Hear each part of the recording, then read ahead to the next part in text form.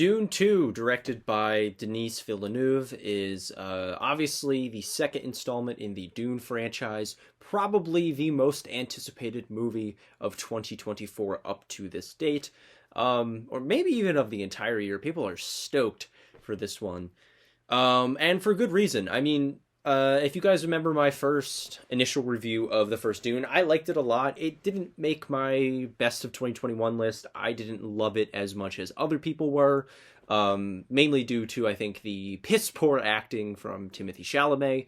I think that's what I said at the time, and just a tonal imbalance that I felt to be a little rough around the edges, especially some of the editing.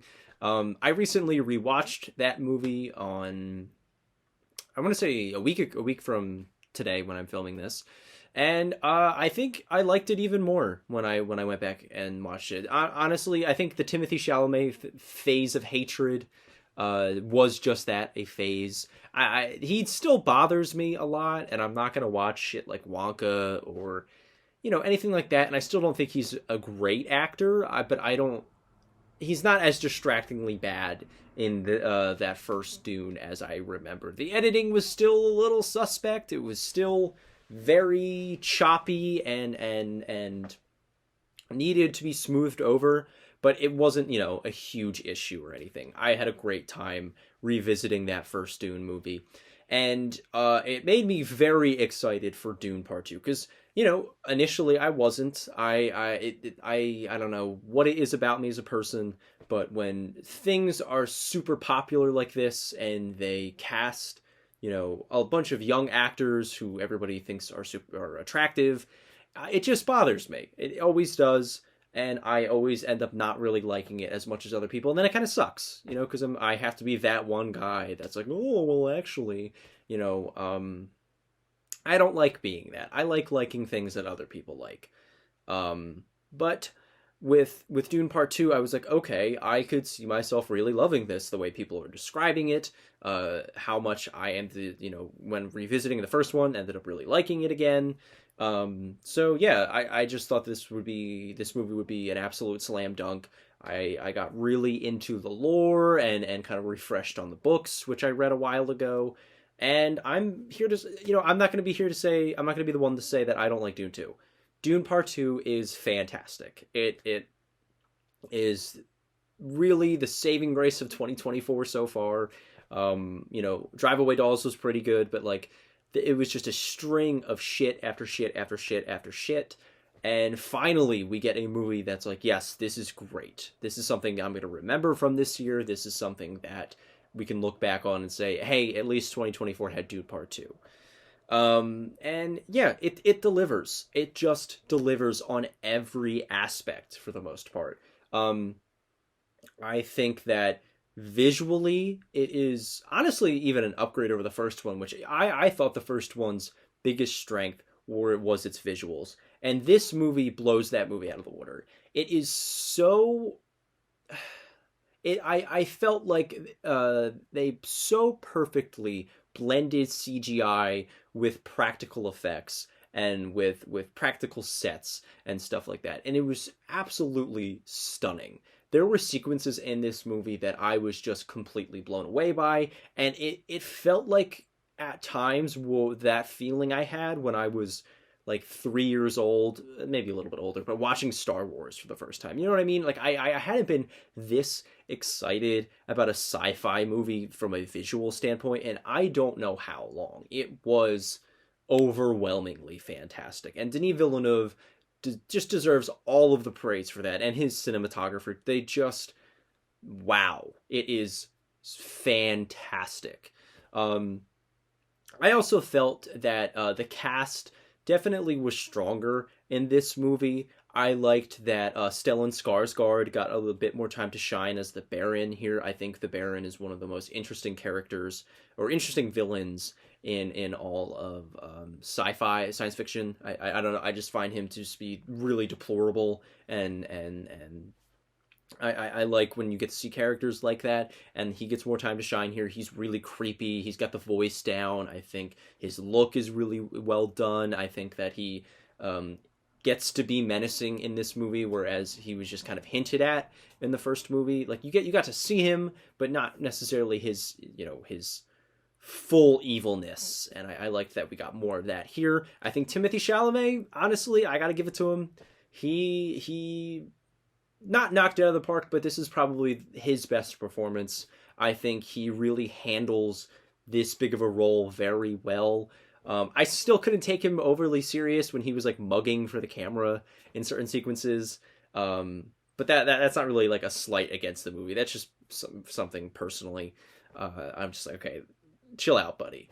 But anyway, I thought that I always forget her name, but she's a fantastic actress. The one who plays Lady Jennifer, the mother, she was excellent in this movie, switching between like being a loving and caring mother for Paul, but also being the Bene Gesserit and hatching this plan to control the Fremen.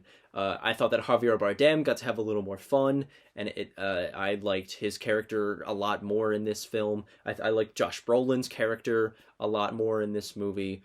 There was just, I felt like everybody felt more comfortable in their roles, and they really got to expand on them. Zendaya, I almost forgot about her. She was fantastic. I used to be not a Zendaya hater necessarily, but I didn't believe in her abilities. But more recently, like, yeah, she's a phenomenal actress, and she is just proving that more and more, honestly, with each new thing that she's in. Anyway, mainly what I want to talk about. Oh, I didn't talk about Austin Butler. He is probably my least favorite part of this movie. I could not take him seriously. I think that while his character is really interesting, I think that he is just kind of a creep, and that's it. Like, I think that he's just being creepy, and he, not in an effective way. Like, I feel like there are better actors who could have, been more effectively creepy, who could have been more intimidating, who could have, been more of this like slimy, very sociopathic, like, warrior guy that he was. And I don't like his performance here. I just don't think it works. I think he is just being Austin Butler, but creepy, and it didn't work for me. Again, I liked the character. I like what they were doing with the character. Didn't like his performance. That being said, that's probably my biggest knock against Dune 2 that I could think of. Anyway, the main point I want to bring up here is how well this movie handles this large of a story. These kinds of movies, it happens normally in the second film with these big trilogies where the stakes are raised. It's kind of the meat of the trilogy is the second one, and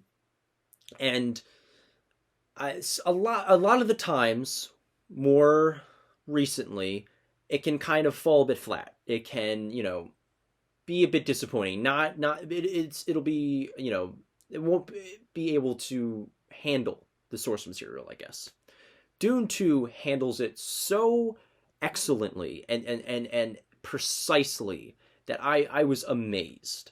This movie tells this very delicate, not delicate, but very intricate, that's the word I was looking for, story of, colonialism and these deeper themes of like a false messiah and taking control over vulnerable people for the sake of extorting their resources, and all of these really heavy themes, and boils them down into an exciting adventurous sci-fi film that keeps you engaged the entire time. I was so worried that they weren't going to hit those beats, that they were going to streamline the story a little bit more and make Paul look like more of a hero, and they didn't, and they stuck with it. They and the movie is better, all the better for it. I don't want to get too much into spoiler territory.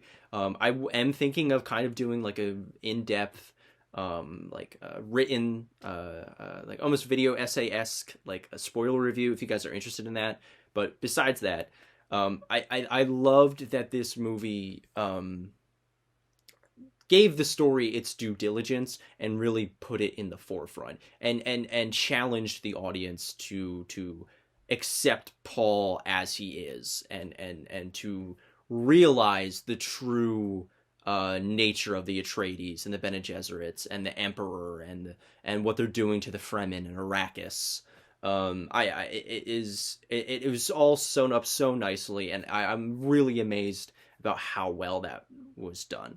So, with that being said, I really loved Dune Part Two. I think everybody's loving this movie. I had small issues with it here and there.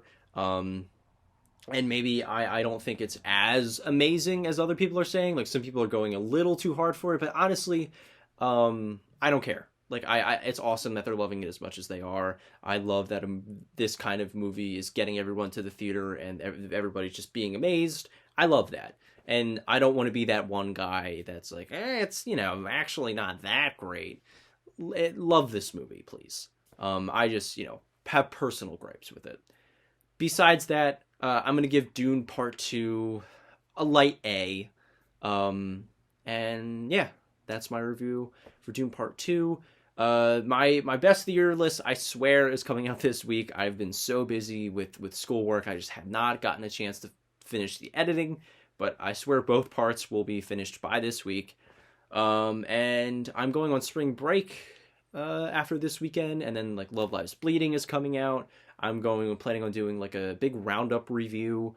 And I'm going to be ranking the Oscar movies before they come out. I've seen all of them but one. I haven't seen Anatomy of a Fall yet.